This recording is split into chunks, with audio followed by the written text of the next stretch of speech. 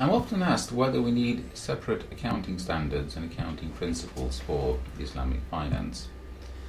And the best way to think about that question is, first of all, a little bit of history. In the early 1990s, in Bahrain, the Islamic finance industry established the Accounting and Auditing Organization for Islamic Financial Institutions, always referred to by its abbreviation AOFI. And at that time, there was great inconsistency in the way that Islamic banks were accounting for their transactions.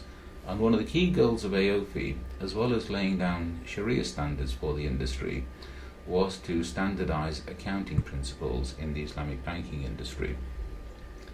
And I think it's had a certain amount of success in the Middle East. However, the key point is that worldwide, accounting is moving towards international financial reporting standards. They are now in use throughout Europe. The United States is going to adopt them in Southeast Asia. Public companies account under IFRS. So the key question is really, do we need separate accounting rules under IFRS for Islamic finance?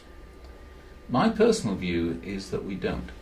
In my view, Islamic financial transactions, whether they're mudaraba, musharaka, ijara, sukuk transactions, should all be looked at exactly the same way. You look at the transaction, you look at the economic rights and obligations that the transaction creates, what are the cash flows that arise, you analyze them, and you can then account for them.